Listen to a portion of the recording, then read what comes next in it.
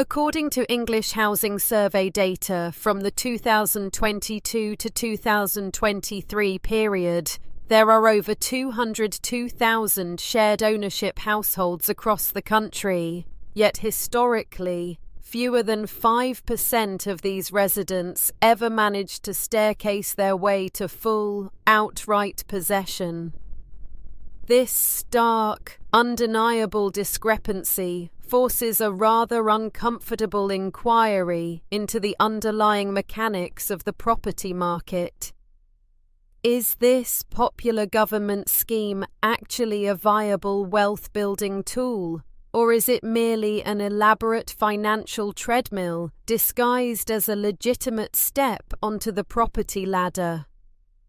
To properly understand this disparity, we must first dissect the basic architecture of the shared ownership model. A buyer purchases a fractional share of a property, typically ranging between 25 and 50%, using a standard mortgage and deposit, while simultaneously paying a subsidized rent to a housing association on the unowned remainder. Staircasing is the highly encouraged, incremental process of purchasing additional shares over time, theoretically allowing the resident to slowly build equity until they own the property outright. The efficacy of this tool, however, relies entirely on a very specific and increasingly rare alignment of macroeconomic stars. The foundational model assumes that a resident's wage growth and personal savings rate will comfortably and consistently outpace the underlying capital appreciation of the property itself. When property values surge faster than real wages, the cost of that unowned equity expands exponentially, meaning the next step on the staircase becomes significantly more expensive than the initial purchase. The friction inherent in this system becomes acutely visible when we examine London-specific dynamics.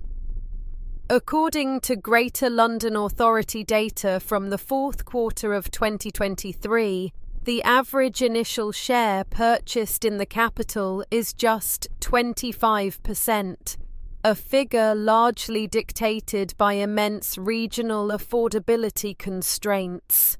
This leaves a staggering 75% of the property's total value firmly outside of the buyer's control, fully subject to the commercial rental yield requirements of the housing association. That monthly rent on the unowned portion is by no means a static figure. It is typically legally pegged to the retail price index plus a fixed premium, usually around 0.5%, with strict annual upward-only reviews written into the contract. In a high-inflation macroeconomic environment, this compounding rental obligation rapidly consumes the monthly surplus income that the resident was theoretically supposed to be saving in order to fund their future staircasing ambitions. Adding to this relentless monthly attrition is the structural reality of the leasehold system.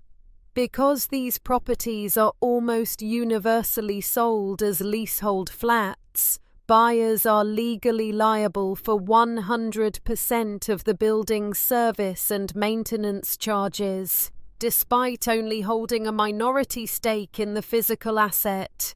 When major structural works or fire safety remediations are required, the shared owner must foot the entire bill, further depleting their already strained capital reserves.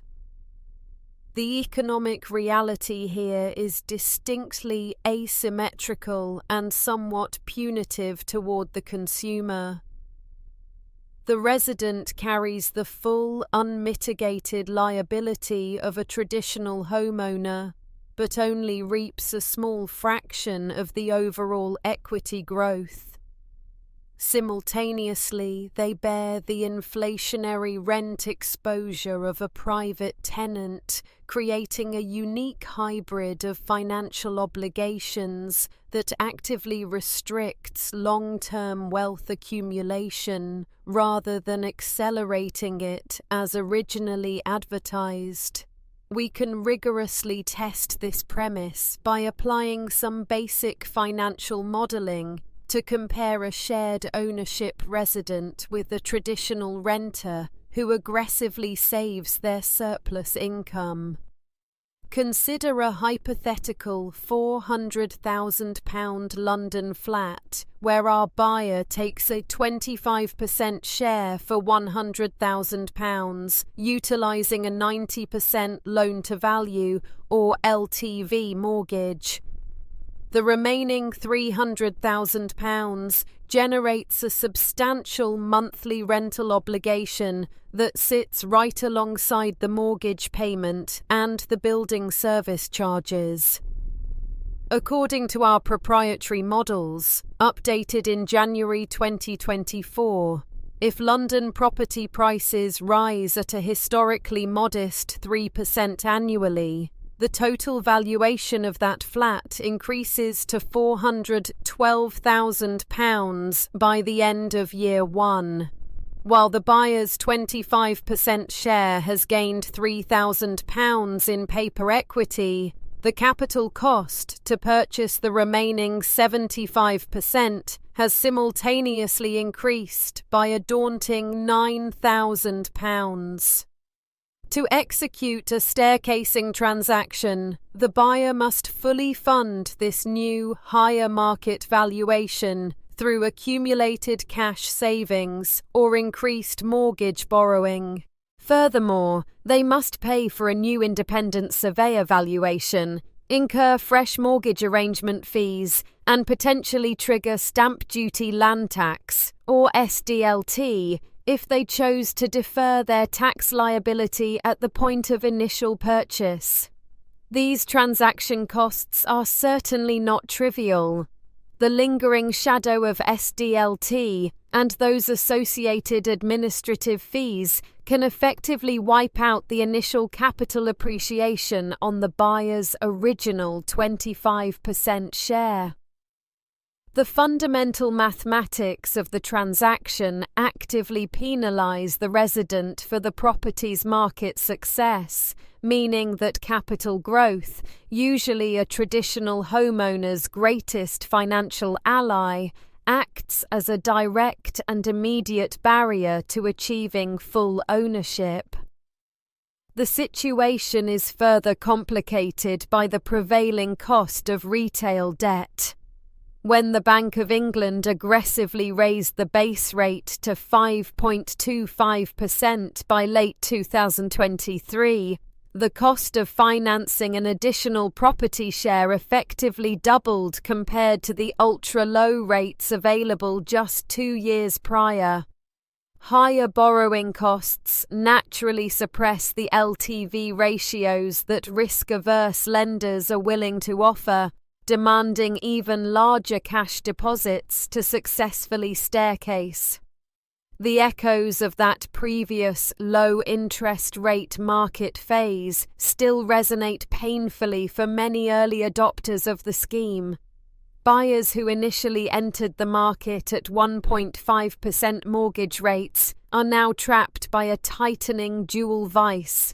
They face both the compounding inflation-linked rent on the unowned portion and prohibitive new borrowing costs, making the leap to a 50 or 100% share mathematically impossible on an average London salary. Questioning the fundamental premise of this pathway becomes unavoidable when viewed closely through the lens of opportunity cost.